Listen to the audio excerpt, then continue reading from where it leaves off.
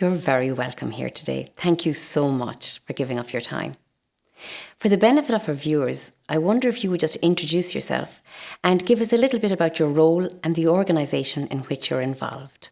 My name is Fiona Crotty and I work within Community and Social Inclusion with Tipperary County Council, and I am the Tipperary Age-Friendly Programme Manager with also responsibility for Healthy Ireland and other community inclusion programmes.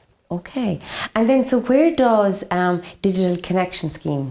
Okay, so the Digital Connection Scheme is where we're working primarily with older adults, and that is working with those that are furthest removed from being digitally engaged currently. So we started working with 8 community locations around the county, 4 in North and 4 in South Tipperary. Each location was provided with 5 units, 5 devices. Within that site then we have one community champion who will, so they will retain a device and they will support 4 older adults to engage and learn, become confident and competent in using the devices.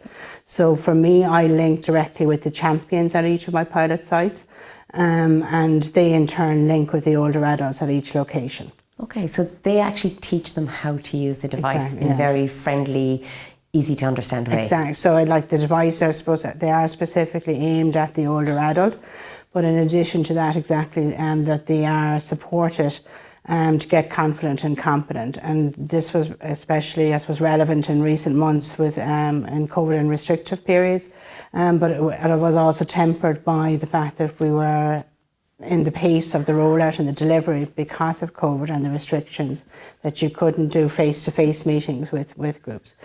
As we evolve and we have more sites and more locations and more community groups now that have partnered with us, then the Tipperary ETB will also go in when it's safe to do so and actually provide training at that small group with that 5 to again encourage them to progress and to develop further. So they could actually pick up a small training that they want to do and learn how to participate in that. So with each of the end users, we've asked them to tell us what they're interested in. So are they interested in history, in film, in sport? So regardless of their geographic location across the county, we're trying to capture their interest, to look in partnering with, say, the library service, or in partnering with Tipperary ETB, or getting somebody to talk from the GAA, looking at trying to build that area of interest, so we can deliver an online class through Zoom or through whatever platform over the device on areas that they're interested in. We're also hoping to do items like cookery classes for those again that have interest. We've delivered through Bealtaine in May. There again, it's an older adults festival delivered, supported by the Arts Office and by the Library Service. We have delivered some gardening classes to those that were, so again they were provided with some planting, and then there were the end user was supported and the course was delivered online. So it's evolving all the time. It's training on your doorstep. But in a way, one of the things I suppose that really strikes me when listening to you is the fact that though the rollout was to happen and COVID then happened, you still found ways to get it going and actually keep people connected when otherwise they would have been very isolated. Really showing the power of this. And I suppose ultimately that is the success of it, and it's at, I suppose I really want to reiterate, it's at people's own pace. There is no, so some people are like, someone end user is, all they wanted it for is mass, to be able to watch mass online. That's perfect. And once they're happy, they can look up YouTube and follow mass online. That's perfect. Others are talking to family and friends in Australia, in America, or looking up genealogy, or as I said, wanting to do pieces on local history, or someone has even gone back and done some learning. But that's completely defined by each individual users and their capacity and what they want to use the devices for and what they want to support it to do. So we will never, while each individual location is unique, we will always leave them go, the older person go at their own pace. We will also try and engage in terms of telehealth, and again, as telehealth is evolving, where from a health perspective, say working with, in terms like Kate O'Connor, the COPD, and looking to, again, to deliver the Living Well program online again, that if there are some of our end users with the devices, that they could engage digitally with Kate and the Living Well program. So again, we're always looking, I suppose, to how we can build on the connections we have already and look to help that older person at the end of the line, and what is a benefit to them. That's absolutely fantastic. And as you said, the Living Well, something like that where I can't go to the course I need so that I can actually feel healthier and better, I can now do it online. Yeah. That's amazing. You mentioned the fact that there's different groups involved.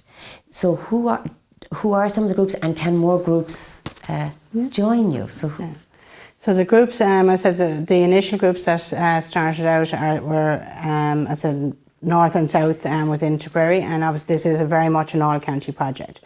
In the main, they are all very much community-based groups. So we have Millennium Family Resource Centre in Glengool, we have Knocknrawley in Tiptown, we have Age Friendly in Roscrea, we have Successful Aging in Thurles, we have Nanonagal in Carrick-on-Shore. So each group is supported directly by preparing funding applications in order to find the funding to purchase the devices. So that's the first step, where if a funding stream becomes available, whether that's the HSE lottery funding, it could be the Tipperary ETB had disadvantaged funding last year, that may particularly arrive again. There's community enhancement programme grants. I suppose in essence, anytime I see an opportunity to achieve funding, I'll support a group who are interested in becoming involved in trying to achieve that funding. There's no guarantee of success. We actually started some of the groups back in 2018, 2019 applying for funding, were unsuccessful, but they were subsequently successful. So in essence, we buy the devices. That's actually the easy part in some respects. The part then is really to get that older person supported. As for me, it works with a partner of ideally a group of 5, one being the champion and that support, and 4 older adults that they will support at each location. To support the champions, then I work every 6 to 8 weeks. I host a champions meeting. That champions meeting means that the champion from each of the locations, we chat, we say what's working well, what's not, how it's evolving, or I ran into this difficulty. But we're very lucky to be our partners on that discussion. So they know then what groups are ready for training, what training needs. The libraries are part of that discussion. So again, they're fantastic in terms of, especially when as service will reopen and re-emerge, when and the older audience will engage with them, that they can support that older adult. And a new partner, Generation Tech.